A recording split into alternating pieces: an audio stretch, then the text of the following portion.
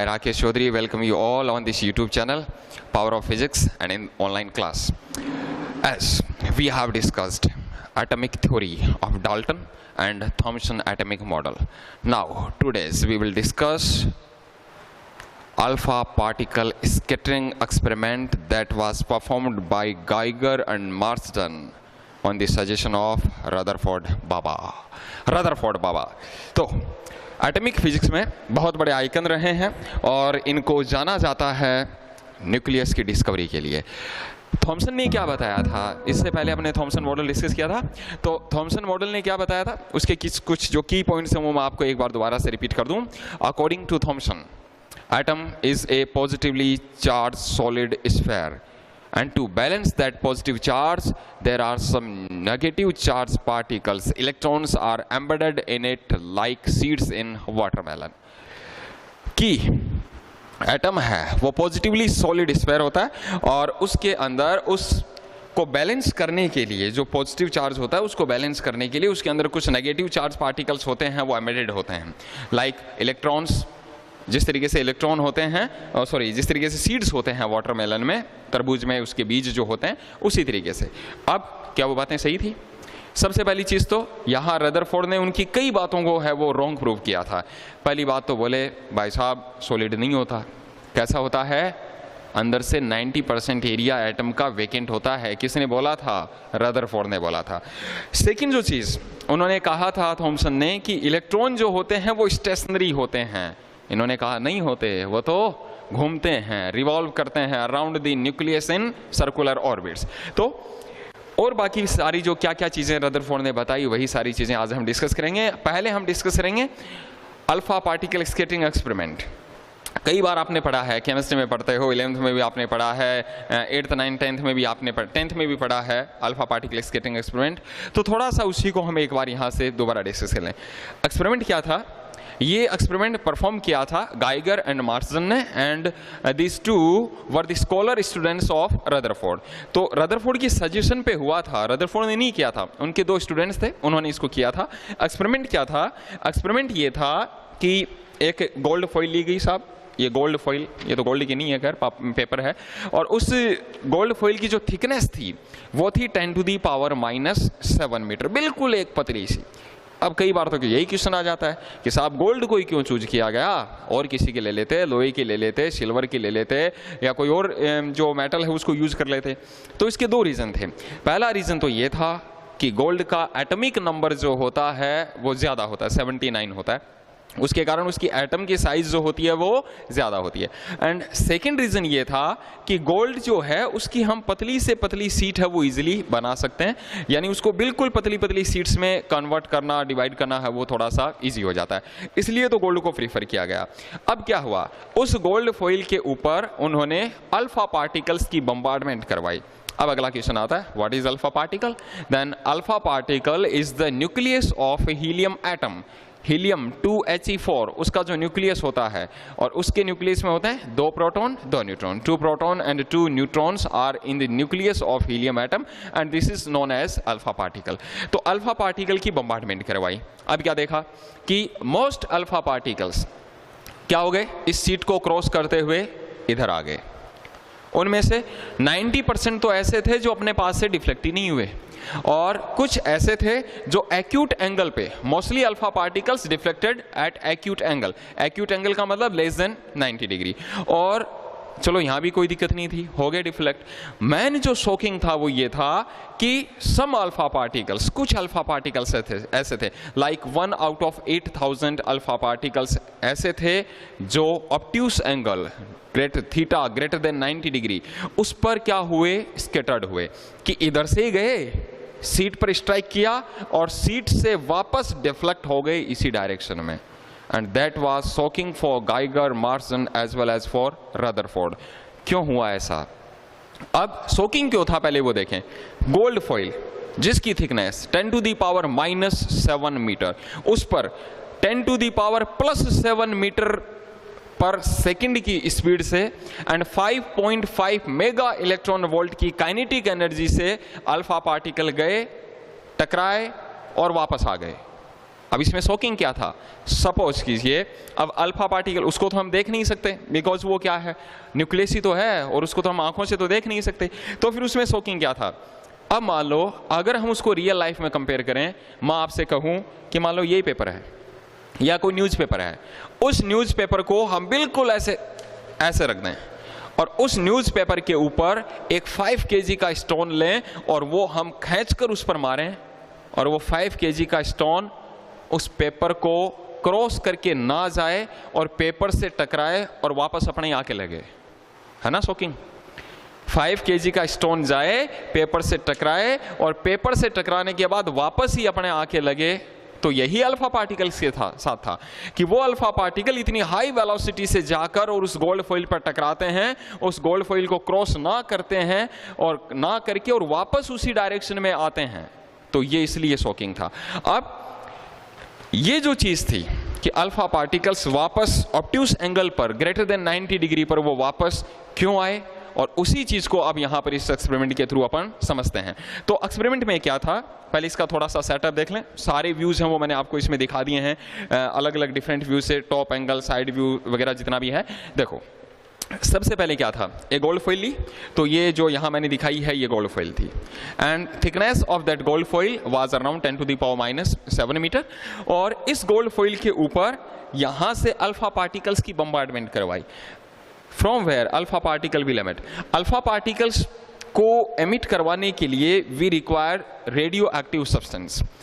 कुछ सब्सटेंस ऐसे होते हैं प्यारे बच्चों जिनका जो न्यूक्लियस होता है वो अपने आप डीके होने लगता है, टूटने लगता है उनका न्यूक्लियस, जिनका एटॉमिक नंबर बहुत हाई होता है, जैसे रेडियम, थोरियम, यूरेनियम, प्लूटोनियम, ये बिस्मथ, तो ये रेडियो एक्टिव सब्सटेंस होते हैं। और जब इनका जो न्यूक्लियर वाले चैप्टर में आगे डिस्कस करेंगे अपन, और जब इनके न्यूक्लियस का डीके होता है तो उस डीके से कुछ particles like alpha, beta and gamma वो रेडिएट होते हैं। देखा ना आपने रेडियम को, अंधेरे में अगर आप रेडियम को रखते हो तो वो चमकता है, ग्लो होता है, तो वो क्यों चमक रहा है, क्योंकि उसमें से alpha, beta and gamma particles निकल रहे हैं, उनके साथ में कुछ विजिबल रेज होती हैं वो भी उससे निकलती हैं। तो अल्फा पार्टिकल कहां से मिलेगा अपने को, रेडियो एक्टिव सब्सटेंस से मिलेगा। यहां उसकी जगह यूज लिया गया बिस्मिथ को, bismuth was the radio active element which was used in this experiment. ये गोल्ड फॉइल थी। अब हमें कैसे पता लगेगा कि अल्फा पार्टिकल्स हैं वो आगे जा रहे हैं या पीछे आ रहे हैं, हम तो देख ही नहीं सकते। तो हम कैसे देखेंगे, उसको देखने के लिए जैसे मान लो ये गोल्ड फॉइल यहाँ थी, इस गोल्ड फॉइल के चारों ओर इस तरीके से एक स्क्रीन लगाई गई, एक स्क्रीन है, पर्दा है, वो इस तरीके से लगाया गया, और उस स्क्रीन वो एक फ्लोरोसेंट स्क्रीन थी, और उस फ्लोरोसेंट स्क्रीन के ऊपर कोटिंग की, किसकी, जिंक सल्फाइड की उसके ऊपर क्या कर दी, कोटिंग कर दी। अब क्या होगा, जैसे ही अल्फा पार्टिकल्स इधर से जाएंगे, इसको क्रॉस करेंगे, क्रॉस करने के बाद वो किससे टकराएंगे, स्क्रीन से। अब स्क्रीन, फ्लोरोसेंट स्क्रीन पर जैसे ही अल्फा पार्टिकल, चार्ज पार्टिकल ही तो है, there is positive charge on alpha particle, तो वो चार्ज पार्टिकल जैसे ही उस स्क्रीन से टकराएगा वो क्या बना देगा, उस स्क्रीन पर स्पॉट बना देगा। उस स्पॉट को हम देख सकते हैं with the help of micrometer. तो देखो ये अल्फा पार्टिकल्स गए, स्क्रीन पर जाके इंसिडेंट हुए, और स्क्रीन से निकलने के बाद, सॉरी ये जो गोल्ड फॉइल थी, इस गोल्ड फॉइल से निकलने के बाद ये किस पर इंसिडेंट हुए, उस स्क्रीन पर इंसिडेंट हुए। जहां जहां पर ये इंसिडेंट हुए वहां पर उन्होंने क्या बनाया, स्पॉट, और उस स्पॉट को बाद में देखा गया with the help of microscope. Spot को तो हम देख ही सकते हैं। अब इसमें क्या देखा गया कि 90% अल्फा पार्टिकल्स ऐसे थे जो बिना डिफ्लेक्ट हुए सीधे के सीधे किस पे जा, बिल्कुल 0 डिग्री के एंगल पे स्कैटर्ड हुए, और बिल्कुल उस गोल्ड फॉइल के जस्ट सामने वाली स्क्रीन पर इंसिडेंट हुए। Most alpha particles scattered at acute angle theta less than 90 degree. तो बहुत से अल्फा पार्टिकल ऐसे थे जो 90 डिग्री से कम एंगल पे क्या हुए, स्कैटर्ड हुए, तो वो अपने को यहां दिख गए। और few alpha particles like 1 alpha particle out of 8000 alpha particle ऐसे थे जो ऑब्ट्यूस एंगल पे स्कैटर्ड हुए, यानी जिनके लिए थीटा की वैल्यू क्या थी, 90 डिग्री से ज्यादा थी। अब इस चीज को हम यहां देख सकते हैं। अगर मैं ग्राफ प्लॉट करूं, वहां ये जब एक्सपेरिमेंट परफॉर्म हुआ था तो उस एक्सपेरिमेंट से एक रिलेशन स्टेब्लिश किया गया था between scattered alpha particle and angle of scattering, and that relation states that number of alpha particles is inversely proportional to sin की पावर 4 थीटा बाई 2। थीटा क्या होगा? स्कैटरिंग एंगल, और n जो है वो क्या है? Number of scattered alpha particles. अब थीटा एक्स एक्सिस पे ले रहा हूं, हियर 0 डिग्री, 20 डिग्री, 40, 60, 80, 100, 120, 140, 160, 180। अब देखो 10 to the power 7, 10 to the power 6, 10 to the power 5, 10 to the power 4, 10 to the power 3, 10 to the power 2, 10 to the power 1, 10 to the power 0। ये 10 to the power है सारी। क्या पता चल रहा है? जो 0 डिग्री पर स्कैटर्ड हुए, देखो सबसे ज्यादा 10 to the power 7। फिर जैसे जैसे अब स्कैटरिंग एंगल इंक्रीज होता गया, वैसे वैसे alpha particle, scattered alpha particles वो धीरे धीरे क्या हो रहे हैं? डिक्रीज हो रहे हैं। और उनमें से बहुत से कम ऐसे थे जिनके लिए स्कैटरिंग एंगल कितना था? 180 डिग्री था। यानी जिधर से गए गोल्ड फॉइल पे इंसिडेंट हुए और वापस लौट कर आ गए। ये तो शॉकिंग था उनके लिए। तो इधर से ही गए, इस गोल्ड फॉइल पर इंसिडेंट हुए और वापस लौटकर इधर आ गए। तो अब ऐसा क्यों हुआ, उस चीज को अपन आगे डिस्कस करेंगे।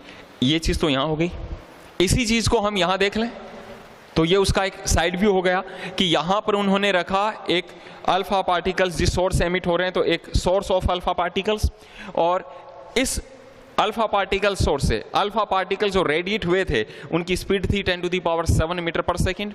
उनके पास काइनेटिक एनर्जी थी 5.5 मेगा इलेक्ट्रॉन वोल्ट। वो एक लेड प्लेट के अंदर से होते हुए किस पर इंसिडेंट हुए? Gold foil of the thickness of 10 to the power -7 metre. Gold foil में से निकलने के बाद अधिकतर अल्फा पार्टिकल ऐसे थे जो बिना अपने पास से डाइवर्ट हुए सामने वाली स्क्रीन पर जाके इंसिडेंट हुए। वहां पर उन्होंने स्पॉट बनाया, उस स्पॉट को देखा गया बाद में with the help of microscope.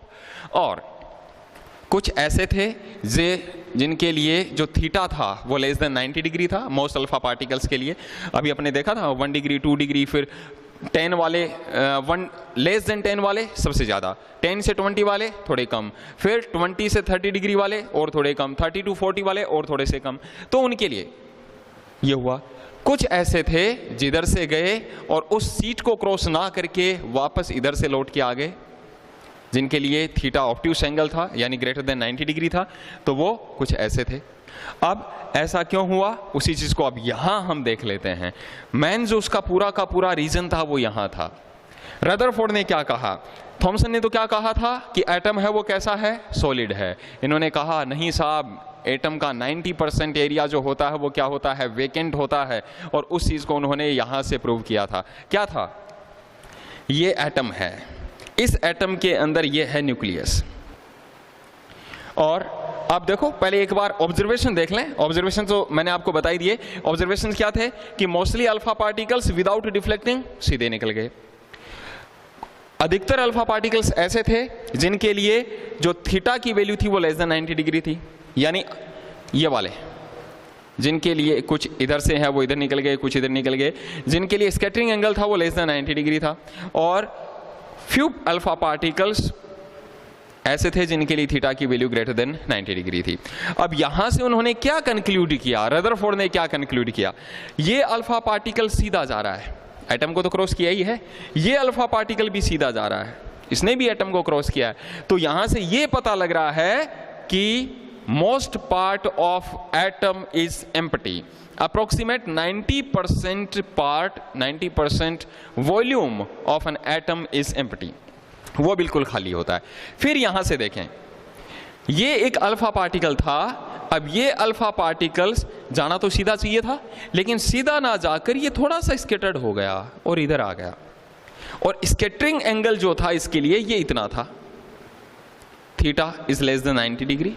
और इसके लिए मान लीजिए जैसे 30 डिग्री है, इस वाले अल्फा पार्टिकल के लिए वो 30 डिग्री था। अब वो अपने एक्चुअल पाथ से थोड़ा सा डाइवर्ट हुआ है। क्यों हुआ है? उस एटम के अंदर कुछ ना कुछ तो ऐसा है जो उसको डाइवर्ट कर रहा है। और वो क्या था? ये था। कौन था? न्यूक्लियस था। बिकॉज अल्फा पार्टिकल कैसे होते हैं? पॉजिटिवली चार्ज होते हैं। और रदरफोर्ड ने देखा कि उसके अंदर कुछ ना कुछ तो ऐसा है और जो चीज है उस पर कैसा चार्ज है, पॉजिटिव चार्ज है, वो पॉजिटिव चार्ज उस सेकंड वाले पॉजिटिव चार्ज को क्या कर रहा है, रिपेल कर रहा है। This experiment was based on the electrostatics law of coulomb, electrostatic force between two stationary charges, F is equals to K Q1 Q2 by R square. And from this formula we can say that F is inversely proportional to R square. दो charges के बीच distance जितनी ज्यादा कम होगी force उतना ही ज्यादा लगेगा। तो nucleus पर कैसा चार्ज, उन्होंने कहा कि उस एटम के अंदर कुछ ना कुछ है और कुछ ना कुछ क्या है, पॉजिटिव चार्ज है, और वो पॉजिटिव चार्ज बहुत स्मॉल सेगमेंट के अंदर कंसंट्रेट है, और वो जो स्मॉल सेगमेंट है उसके ऊपर कैसा चार्ज है, पॉजिटिव चार्ज है। अल्फा पार्टिकल पर भी पॉजिटिव चार्ज होता है, तो यही प्लस उस प्लस को रिपेल करता है, जिसके कारण वो अपने एक्चुअल पाथ से थोड़ा सा डाइवर्ट हो जाता है। फिर ये वाला अल्फा पार्टिकल आया और ये वाला अल्फा पार्टिकल था, तो इसके लिए देखो आर, दो चार्जेस के बीच की डिस्टेंस आर थोड़ी सी और कम हो गई, आर डिक्रीज हो गया तो फोर्स इंक्रीज हो जाएगा, फोर्स इंक्रीज हो जाएगा तो इस पर ज्यादा रिपल्सिव फोर्स लगा, किसका, न्यूक्लियस का। उस न्यूक्लियस ने इसको ज्यादा रिपेल किया तो ये ज्यादा एंगल से क्या हो गया, स्कैटर्ड हो गया। फिर ये वाला अल्फा पार्टिकल आया और ये वाला जो अल्फा पार्टिकल आया तो इसके लिए और ज्यादा हो गया। फिर ये वाला अल्फा पार्टिकल, इसके लिए दोनों के बीच की डिस्टेंस और कम हो गई, न्यूक्लियस के पास वाले जितने जो अल्फा पार्टिकल्स थे वो ज्यादा एंगल से स्कैटर्ड हुए, क्योंकि उन पर ज्यादा रिपल्सिव फोर्स लगा, किसका, न्यूक्लियस का लगा। सेम प्रोसेस फिर ऐसे होते गई, इधर होती गई। अब देखो उस अल्फा पार्टिकल का क्या होगा जो न्यूक्लियस के बिल्कुल ठीक सामने से जा रहा है। तो जैसे ही वो न्यूक्लियस के ठीक सामने से जाएगा, सामने वाला न्यूक्लियस है उसको क्या करेगा, रिपेल करेगा। तो जिधर से गया उसी न्यूक्लियस ने उस पर क्या लगाया, रिपल्सिव फोर्स, और वो वापस जिधर से गया था उधर से ही वापस लौट कर आ गया। तो यहां से रदरफोर्ड ने क्या कंक्लूड किया, उन्होंने कहा mostly alpha particles without deflecting सीधे निकल जाते हैं। इसका मतलब most part of atom is empty, खाली होता है। यहां पर उन्होंने गलत प्रूव किया था, किसको, थॉमसन को। थॉमसन ने कहा था कि most part of the atom is solid, but यहां रदरफोर्ड ने उसको गलत प्रूव किया। सेकंड उन्होंने कहा कि ऑल पॉजिटिव चार्ज, मैं वर्ड बोल रहा हूं यहां पर, all positive charge and mostly mass, most mass is concentrated in a small region of atom, and that small region is known as nucleus. उस small region को क्या कहते हैं, न्यूक्लियस कहते हैं, और इसी की डिस्कवरी के लिए जाना जाता है रदरफोर्ड को। उन्होंने न्यूक्लियस को डिस्कवर किया था। अब इसमें देखो उन्होंने वर्ड बोला ऑल पॉजिटिव चार्ज। इसका मतलब पॉजिटिव चार्ज किस पर होता है, प्रोटॉन पर होता है। ध्यान दीजिएगा उस टाइम पर न्यूट्रॉन को डिस्कवर नहीं किया था। Neutron was discovered by James Chadwick in 1932, और उस सिचुएशन में न्यूट्रॉन को डिस्कवर नहीं किया था। हालांकि रदरफोर्ड ने उस टाइम पे ये बता दिया था कि न्यूक्लियस के अंदर प्रोटॉन के अलावा भी कुछ है, और जो कुछ है उस पर कोई चार्ज नहीं है, लेकिन उस टाइम पर डिस्कवरी नहीं हुई थी न्यूट्रॉन की। तो उन्होंने कहा ऑल पॉजिटिव चार्ज किस में कंसंट्रेटेड होता है, न्यूक्लियस में होता है। इसका मतलब ये वाला जो 90% एरिया है उस पर किसी तरीके का कोई चार्ज नहीं है, पॉजिटिव चार्ज नहीं है। 90% एरिया में किसी तरीके का कोई पॉजिटिव चार्ज नहीं है। मोस्ट मास, बिकॉज किसी भी एटम में जो होते हैं वो 3 पार्टिकल्स होते हैं, proton, neutron and electron. Proton और न्यूट्रॉन का मास होता है वो 1.67 × 10⁻27 kg, और इलेक्ट्रॉन होता है वो तो बहुत लाइट पार्टिकल है, इंटू 10⁻31 आता है। Proton is 10⁵ times heavier than electron. तो न्यूक्लियस में कौन कौन होते हैं, प्रोटॉन और न्यूट्रॉन, और दोनों ही किस में है, न्यूक्लियस में, दोनों ही हैवी पार्टिकल्स हैं in comparison of electron.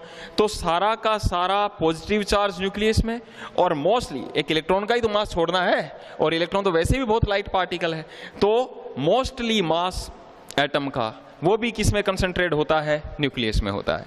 Second उनका ये कंक्लूजन था। थर्ड उन्होंने कंक्लूड किया, अब बच गया नेगेटिव चार्ज।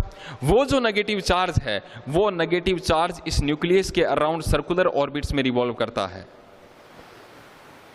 या उन्होंने फिर रॉन्ग प्रूव किया किसको, थॉमसन को। थॉमसन ने कहा था इलेक्ट्रॉन स्टेशनरी होते हैं, रदरफोर्ड ने कहा नहीं साहब वो तो घूमते हैं, वो रिवॉल्व करते हैं, उनके पास एनर्जी है और उनको एनर्जी मिल रही है इस न्यूक्लियस से। ये जो दोनों के बीच में इलेक्ट्रोस्टैटिक फोर्स लग रहा है, electrostatic force between nucleus and electron provides potential energy two electrons, और उसी पोटेंशियल एनर्जी के कारण वो उसके चारों ओर रिवॉल्व करते हैं।